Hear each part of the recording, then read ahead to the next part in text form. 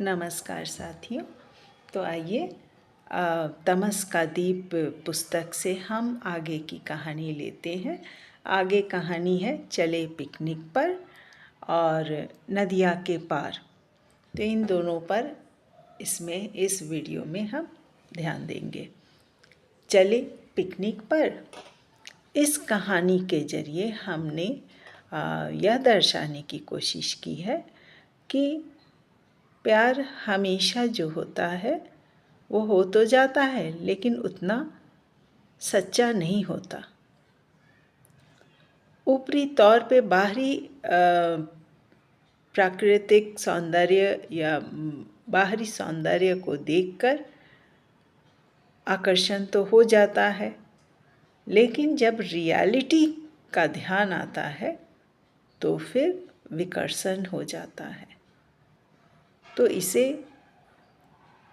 इसको दिखाने की कोशिश की गई है कि प्यार कभी कभी एक्चुअल प्यार नहीं होता, बस एक आकर्षण होता है। तो और दूसरी कहानी जो है नदिया के पार, जिसमें आकर्षण तो होता है, प्यार भी होता है, और जब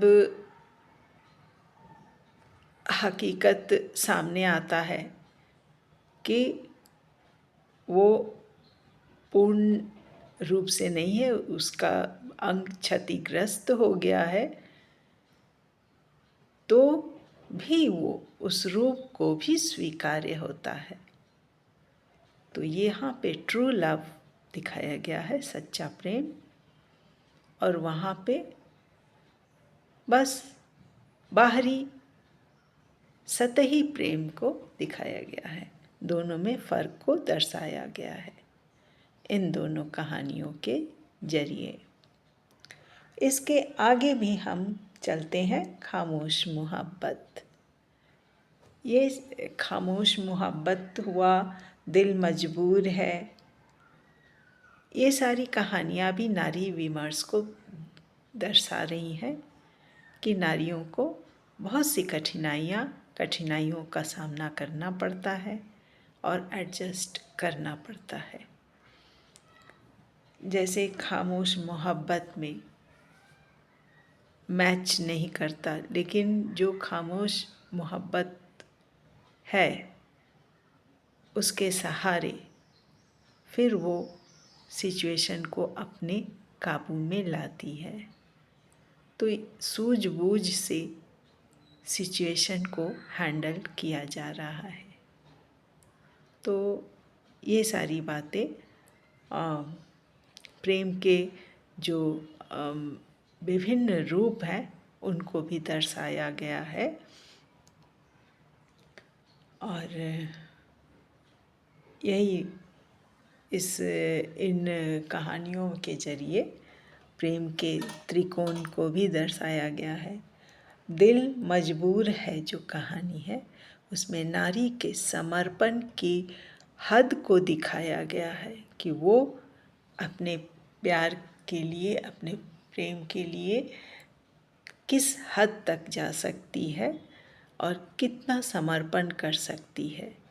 अंत में उसने प्राण भी त्याग दिए और जो सिचुएशन बन के आता है वो बहुत ही गहरा अमर प्रेम है। दो आत्माओं का मिलन है। तो इस शुद्धता को भी दर्शाया गया है। प्रेरणा एक ऐसी कहानी है, दिल मजबूर है जो है वो अगर पुरुष एक्स्ट्रा प्यार का रिश्ता रख सकता है तो नारी क्यों नहीं। और नारी जो है वो पुरुष को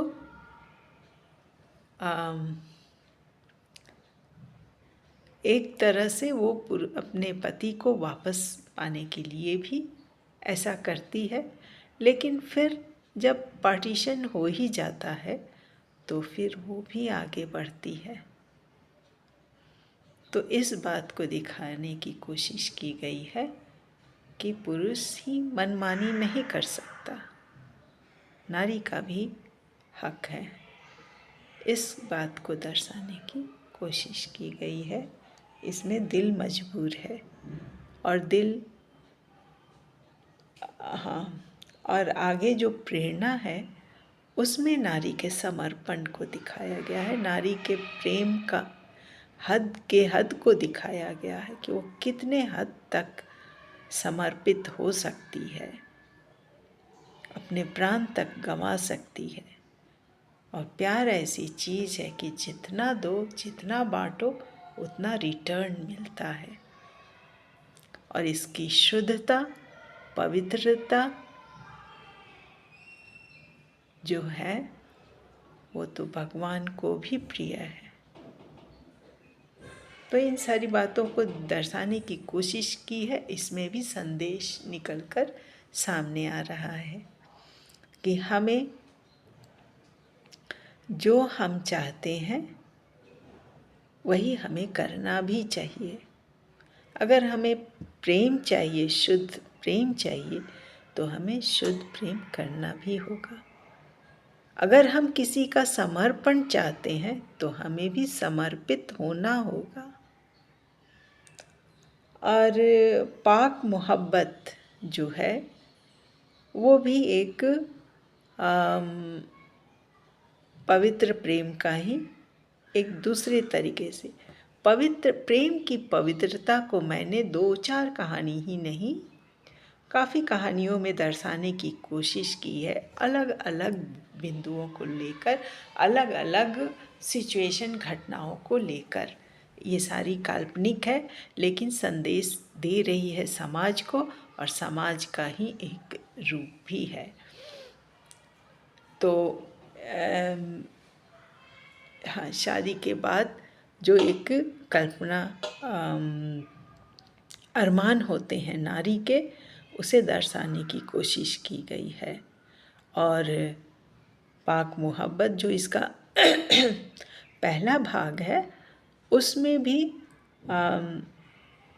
नारी की तकलीफ़ों को दर्शाया गया है, जो घरेलू तकलीफ़ें हैं। शर्त जो कहानी है उसमें प्रेम की शुरुआत का जो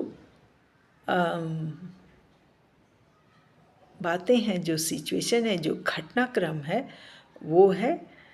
और साथ में एक शर्त पर नौकरी मिलने का पक्का होने का एक आधार बना हुआ है शर्त। तो इसे भी, इसका संदेश यह निकल के आ रहा है कि हमें कुछ बनने के लिए हमें अपने आप को प्रूफ करना होगा।